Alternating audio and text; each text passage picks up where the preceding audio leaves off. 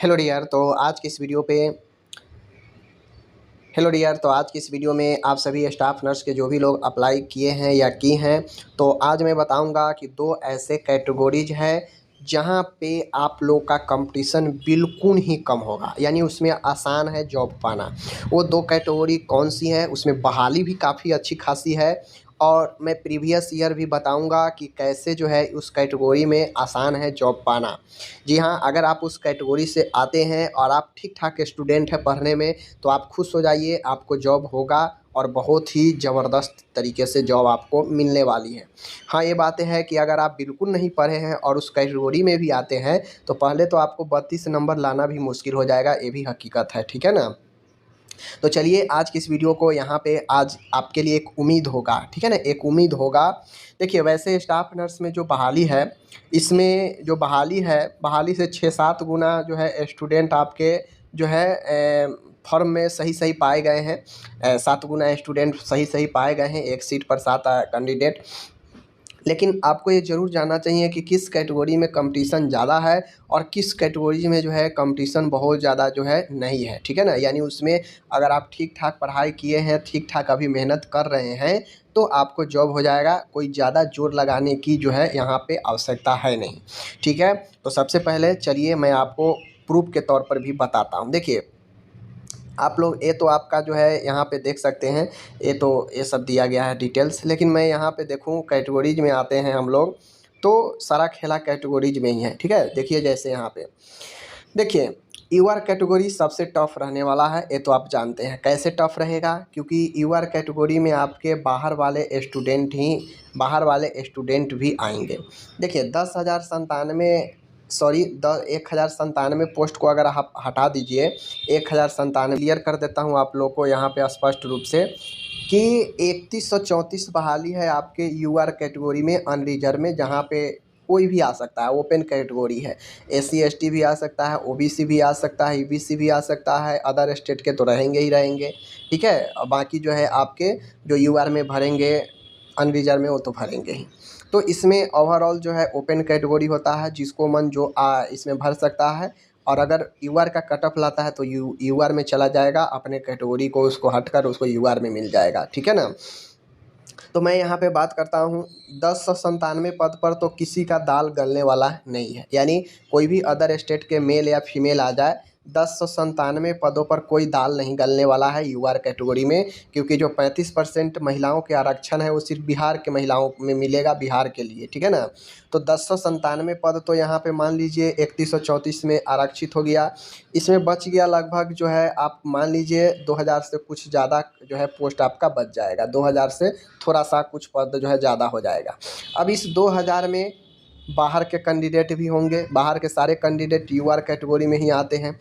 तो सारे के सारे जितने भी फॉर्म बाहर से आया होगा, सब 2000 पर ही लड़ाई करेगा, चाहे मेल हो या फीमेल। क्योंकि अदर स्टेट के फीमेल को भी यहाँ पे आरक्षण नहीं मिलने वाला है, तो 2000 पे ही लड़ाई लड़ेंगी, ठीक है? बाकी अदर स्टेट से भी होंगे, बिहार के खुद जो है यूआर कैटेगरी में कुछ लोग जो है डाले होंगे। समझ रहे बातें को?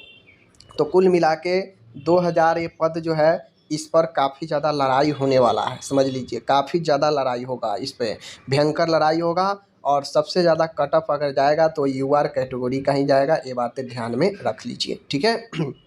ये हो गया। तो ये तो आसान होने वाला है नहीं, और इसमें सीट भी खाली नहीं जाएगा, एक बात ध्यान में रख लीजिए। अब उसके बाद आता है पिछड़ा वर्ग। ये पिछड़ा वर्ग जो 933 है, ठीक है? पिछड़ा वर्ग जिसे हम लोग बीसी कहते हैं, बैकवर्ड क्लास, ठीक है ना? पिछड़ा वर्ग। तो ये आप पिछड़ा वर्ग में जाएंगे, तो पिछड़ा वर्ग में जो है आप लोग को भी कंपटीशन काफ़ी ज़्यादा देखने को मिलेगा। यहाँ भी कंपटीशन काफ़ी ज़्यादा हाई होगा। पिछड़ा वर्ग में जिनको भी आरक्षण का लाभ नहीं मिलता है, उन वो सारे के सारे लोग इसी में भरेंगे, पिछड़ा वर्ग वाला में ही भरेंगे। तो कंपटीशन यहाँ पे ज़्यादा होगा, ठीक है? तो यूआर कैंडिडेट और पिछड़ा वर्ग, यहाँ पे कंपटीशन। तीसरा नंबर के अगर कोई कैटेगरीज होगा, तो तीसरा नंबर का जो कैटेगरी होगा वो आपका ए होगा, ईडब्ल्यूएस। यहाँ भी कंपटीशन काफ़ी ज़्यादा होगा, ठीक है ना?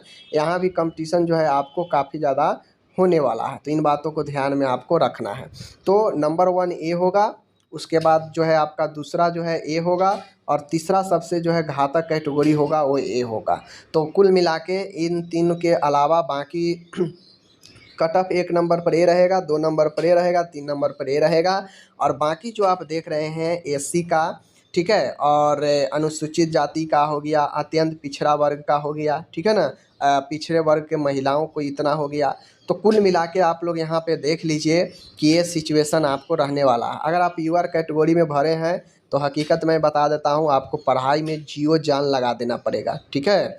अगर आप पिछड़ा वर्ग में भरे हैं तो आपको भी जी जान लगा देना पड़ेगा।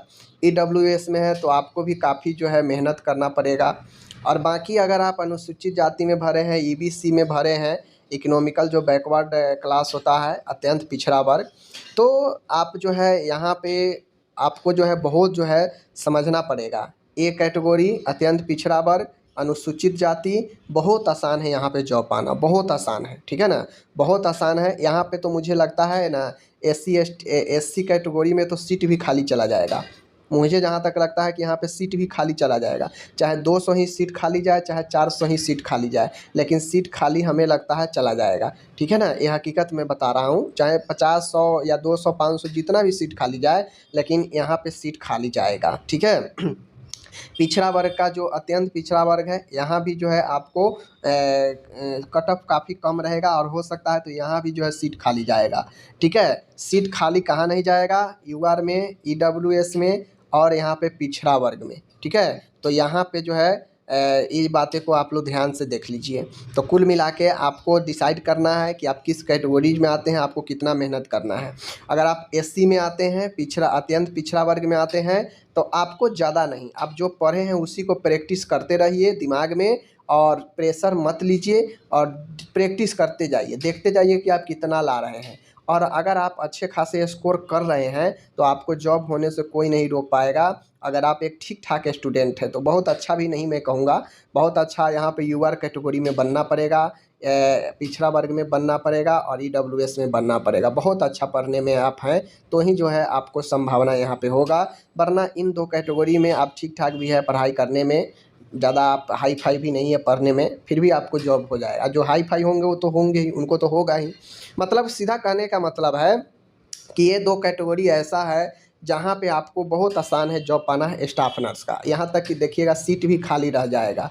तो मैंने आपको बता दिया, अब आपको डिसाइड करना है आप किस कैटेगरीज में आते हैं और आपको कितना मेहनत करना है, ठीक है। बाकी मिलते हैं हम लोग अगले वीडियो में, तब तक के लिए धन्यवाद।